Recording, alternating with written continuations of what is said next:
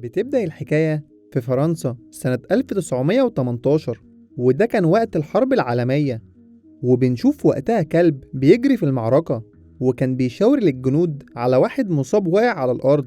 وساعتها العساكر بتنبهر بعد ما نجح الكلب ستيبي إنه ينقذ واحد من العساكر للمرة التانية. وقبل الأحداث دي ب6 شهور، ستيفن كان في مدينة نيو هابن في أمريكا، وكان واقف قدام محل جزارة وعمال يدور على أي أكل ياكله من صناديق الزبالة. بس صاحب المكان بيخرج وبيرمي الكلب بحتة عظمة، فالكلب بياخدها وبيجري بيها في الشارع.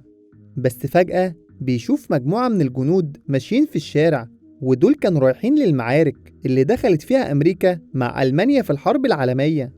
ووقت ما كل الناس كانت بتتفرج عليهم، في واحد من الجنود رمى قطعة بسكوت لستابي.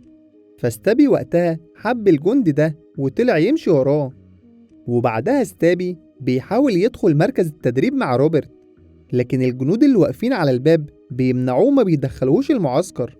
بس ستابي برضه بيكون مصمم وبيحفر تحت السور، وبينجح فعلا انه يخش المعسكر.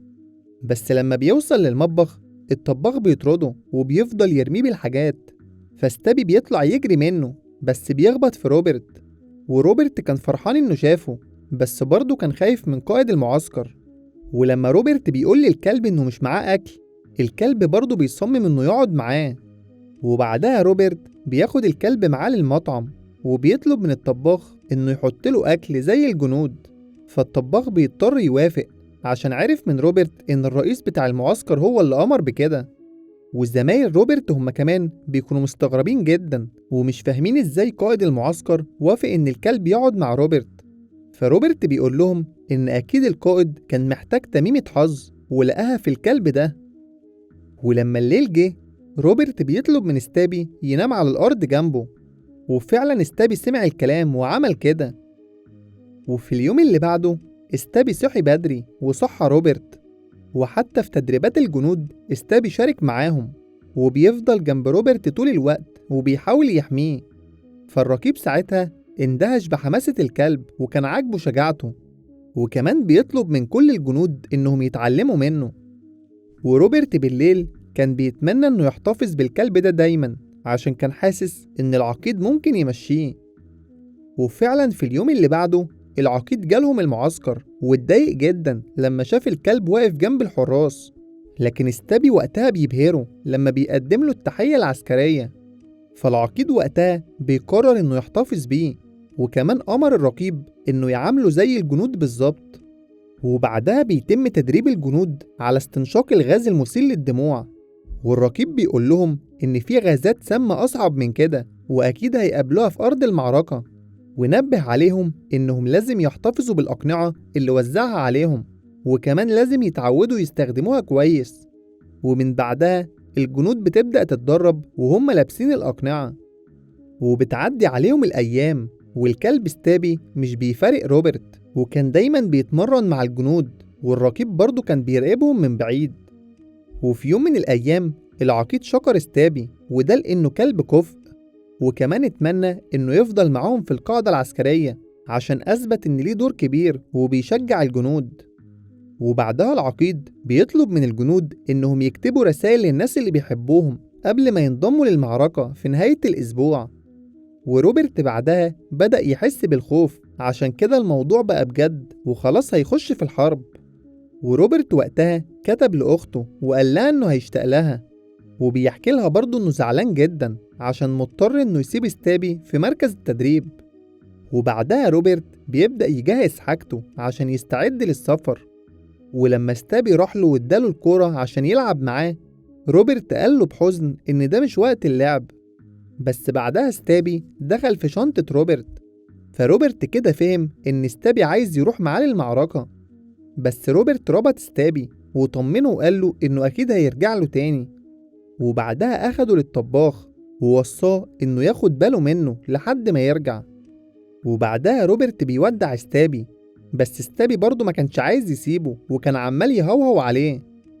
وبعد شوية صغيرين، ستابي عرف يفك الحبل اللي مربوط بيه، وطلع يجري بسرعة على القطر اللي بينقل الجنود. وحاول كتير جدا إنه يلحقه، لحد ما في الآخر عرف فعلا ينط في آخر عربية. وبعدها بيشوف الجنود وهم طالعين السفينة اللي هتروح على فرنسا، فبيقرر إنه يستخبى في صندوق عشان الجنود ياخدوه ويطلعوه معاهم على السفينة. وفعلا بعدها بشوية السفينة بتتحرك، واستبي هو كمان بيخرج من الصندوق اللي هو فيه وبيطلع يتسحب بالراحة لحد ما بيوصل للمكان اللي نايم فيه الجنود، وبيقعد يشم في كل حتة عشان يوصل لروبرت وسط العدد الكبير ده من الجنود، لحد ما بعدها أخيرا بيوصل له وبيصحيه. فروبرت وقتها استغرب، وده لأن ازاي ستابي عرف يركب معاهم السفينة. وبعدها بيخبيه في شنطته وبيروح هو واصحابه لسطح السفينة، لكن ساعتها بيخبطوا في رئيس السفينة، ولما بيشوف الكلب بيتضايق جدا، لكن ستابي بذكائه بيقدم له التحية العسكرية. وروبرت وقتها قال للرئيس انه ما خدش الكلب معاه، وستابي هو اللي جه لحد هنا من غير ما هم يعرفوا. وبعدها العقيد بيقول لرئيس الكتيبة ان الكلب خلاص بقى تميمة حظ ليهم ولازم يبقى معاهم في الحروب. وبعدها بأيام وصلت الكتيبة بتاعتهم لفرنسا عشان ينضموا للجنود الفرنسيين في الحرب، وكانت حالة الجنود في الوقت ده منخفضة جدا، وده كان بسبب الهزائم المتكررة اللي بيقابلوها. وستابي ساعتها شاف فار بيسرق أكل واحد من الجنود فبيطلع يجري وراه، بس بعدها بثواني بتبدأ الهجوم على كتيبة روبرت، فروبرت جري بسرعة وكان بيحاول ينقذ ستابي، لكن ستابي من أول يوم أثبت كفاءته وكان بيحفر في الأرض عشان يطلع الجنود اللي ماتت من القصف. وبعدها الرقيب بيشوف بالمنظار جملة كتبها الجيش الألماني وكان بيرحب بالكتيبة بتاعتهم، وده عن طريق قصفهم، وكانت دي شبه رسالة كترحيب بيهم. ووقت تقديم الأكل روبرت بيطلب من الجندي الفرنسي إنه يدي الكلب أكل زيهم بالظبط، بس الجندي بيرفض وما بيوافقش يعمل كده.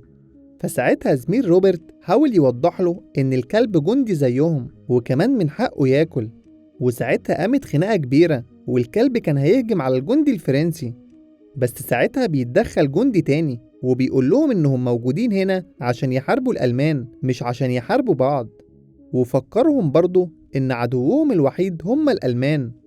وبعدها الجندي الفرنسي بياخد روبرت وستابي وبيتولوا هم الحراسة، والجندي بيقول لروبرت إن مهمتهم دلوقتي هتبقى التجسس على الألمان. وبعدها الجندي بياخد روبرت وأصدقائه وبيروحوا المكان منعزل، بس أول لما بيسمعوا صوت طلق روبرت وأصحابه بينبطحوا، فالجندي الفرنسي قال لهم يقوموا ويكملوا الطريق عشان الصوت ده صوت طلق فرنسي مش طلق ألماني، وفهمهم إنهم بعد فترة هيميزوا الأصوات وهيعرفوا يحددوا الفرق. وبعدها بيدخل روبرت وأصدقائه للمكان الجديد اللي هيناموا فيه. وفي اليوم اللي بعده روبرت بيبدأ الحراسة مع الجندي الفرنسي، والجندي الفرنسي وقتها سأل روبرت عن ستابي وكان عايز يعرف قصة الكلب اللي ملازمهم طول الطريق ومش عايز يسيبهم. وبعد ما روبرت حكاله الحكاية وصلوا عند قاعدة الألمان واكتشفوا إنهم بيجهزوا عشان يضربوهم بغاز سام، فبيقرروا يرجعوا بسرعة عشان يلحقوا يبلغوا الكتيبة. بس وهم في طريقهم للرجوع ستابي بينقذ روبرت من طلقة جندي ألماني، وبعدها الأحصنة بتاعتهم بتجري من المكان لما بيسمعوا صوت ضرب النار، فروبرت عشان ينجز ويبلغ الكتيبة بعت الكلب ستابي عشان يعرفهم بحكاية الغاز. ووقتها روبرت وزميله الفرنسي بيواجهوا الجندي الألماني. وعلى الجانب الآخر ستابي وصل للمعسكر وراح للرقيب وفضل يشد في السلاح بتاعه، فالرقيب وقتها فهم الرسالة ولبس القناع بتاعه. وبعدها الكلب بينتشر في الكتيبة كلها وبيوزع على الجنود الأقنعة، فالكتيبة كلها عرفت إنهم هيتضربوا بالغاز دلوقتي. وفعلا بعدها بدقايق الألمان ضربوا الغاز، بس الكلب ستابي ما كانش في حتة أمان، فروبرت وصله على آخر لحظة ودخله جوه بيت مقفول عشان ما يتصابش من الغاز. وبعد ما بتخلص سحابة الغاز الجنود وكل أهل المدينة بيشكروا ستابي عشان لحق وحذرهم قبل ما المصيبة دي تحصل، وبقى بالنسبة لهم كلب أسطوري والناس كلها بتحبه. وبعدها ستابي بيصطاد أرنب لروبرت وزميله، فزميله الفرنسي كان فرحان جدا لأنه أخيرا هياكل لحمة، وروبرت هو كمان بعدها بيبقى عاجبه جدا الأكل اللي طبخه زميله. ولما خلصوا أكل راحوا عشان يتمشوا هما التلاتة، والجندي الفرنسي فرج روبرت على صورة، والصورة دي كان فيها مراته وولاده. وروبرت هو كمان بيحكي له عن أخته اللي بيحبها جدا وبيعتبرها أم تانية، وده لأن مامته وباباه ماتوا وهو صغير، ومن ساعتها هي اللي اهتمت بيه وربته لحد ما كبر. وروبرت بعدها بيتمنى إنه في يوم من الأيام يتجوز ويخلف ويبقى عنده عيلة. فالجندي الفرنسي قال لروبرت إنه بقاله سنتين ما شافش عيلته، وعرفه إنه كل يوم بيتمنى إن الحرب تخلص بسرعة عشان ولاده ومراته وحشوه. ولما روبرت بيسأله أنت كنت شغال إيه قبل الحرب، الجندي بيقوله إنه كان طباخ، وكمان كان عنده مطعم كبير ومشهور جدا. بس في نفس اللحظة دي بيتم الهجوم على الكتيبة للمرة التانية، وساعتها ستابي بدأ مهمته وكان عمال يدور على الجنود المصابة ويحاول ينقذهم. ولما الضرب خلص الكتيبة كلها كان عاجبهم ستابي، والناس كلها كمان كانت مستغربة من حظ ستابي لأنه فضل عايش لحد دلوقتي وسط الضرب والخراب اللي بيحصل ده كله. بس بعدها بشوية كتيبة ستابي جالها تعليمات إنهم لازم يغيروا مكانهم، ففعلا لموا كل حاجة عشان يتحركوا من المعسكر ده. بس قبل ما بيمشوا بتيجي واحدة مدنية وبتدي هدية لستابي، وده كان تعبيرا عن حبهم ليه، عشان طبعا ستابي أنقذهم يوم الغاز. وستابي وقتها بيقدم لها التحية العسكرية. وبعدها الجندي الفرنسي هو كمان دخل عشان يقدم هدية لستابي، وكانت عبارة عن قناع عشان يحمي ستابي من الغاز، وعملوا القناع ده مخصوص لستابي عشان يعبروا له برضه عن حبهم ليه. فروبرت بيشكرهم على الهدايا دي كلها. وبعدها روبرت وستابي والجندي الفرنسي بيقضوا ال3 شهور الجايين مع بعض في خندق صغير، وبعدها اتحركوا عشان يوصلوا لباريس. وبعد أسابيع بسيطة دخلوا في أكبر معركة للجيش الأمريكي في الحرب العالمية التانية. والجندي الفرنسي بيقرر يعمل فخ للألمان بمساعدة روبرت وستابي، وبيقدروا فعلا باستخدام الفخ ده يأسروا 3 جنود ألمان. بس ستابي وسط المعركة وقع عليه خشبة واتصاب جدا، فروبرت جري عليه وشاله عشان يحاول ينقذه. ولما بيوصل للمستشفى الميداني بيفضل يترجى في الدكتور عشان يساعده ويعالجه. وبعدها عربية الإسعاف بتاخد فعلا ستابي عشان تعالجه في المستشفى. وبتستمر المعركة بعد غياب ستابي، والظروف معاهم بتبقى أصعب. وبعد فترة صغيرة المكان كله بدأ يتبهدل، وروبرت حس إنهم خلاص هيخسروا. بس بعدها بيجيلهم أوامر إنهم يسيبوا المكان اللي هم فيه ويروحوا ينتشروا على الطرق اللي بتدخل لباريس، وما يخلوش أي ألماني يقرب من هناك. وفعلا ده اللي بيحصل. بس روبرت بعدها كان حاسس إن هو وحيد تماما بعد غياب ستابي. وروبرت كان دايما بالليل بيكتب جوابات لأخته عشان يطمنها عليه. وعلى الجانب الآخر بنشوف ستابي في المستشفى، وقام وفاق فعلا، بس رجليه كانت مصابة وبيتحرك بيها بصعوبة. ولما بيخرج عشان يدور على أكل بيلاقي جنود بتشوي لحمة، فبينجح إنه يسرق قطعتين وبيهرب. وعلى الجانب الآخر روبرت جاله مرض خطير وكان تعبان جدا، وللأسف وقتها كمان ما كانش فيه عربيات عشان توديه المستشفى. وكل اللي كان بيقوله روبرت إنه عايز يعرف ستابي أخباره إيه. وفي نفس الوقت ده ستابي كان تعب من الجري ووقع في أرض المعركة وما كانش قادر يتحرك، بس بعدها بيتشجع وبيضطر يقوم ويكمل لحد ما أخيرا بيوصل للمكان اللي فيه روبرت، وبيلاقي إنه مريض وحالته سيئة جدا.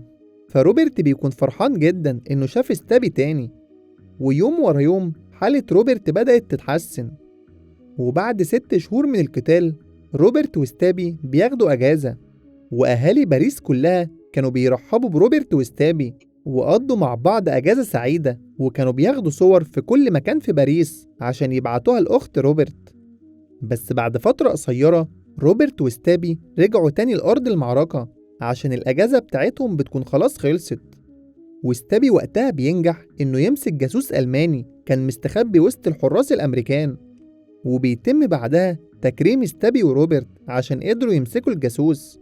وجرايد أمريكا كلها بتتكلم عن ستابي وعن شجاعته اللي ملهاش حدود. وبعد فترة الحرب بتنتهي بعد ما الألمان بيوقعوا على هدنة، وبعدها بتتحرك كتيبة روبرت عشان ترجع تاني لأمريكا، والشعب بيستقبلهم بكل فخر بعد ما نجحوا في مهمتهم. وبعد اللي حصل ده بقى ستابي أشهر كلب وجندي في التاريخ، والناس كلها عرفت شجاعته وعرفت اللي هو عمله في المعركة. وخلص الفيلم لحد هنا. لو عجبك ما تنساش الاشتراك ومتابعة كل جديد.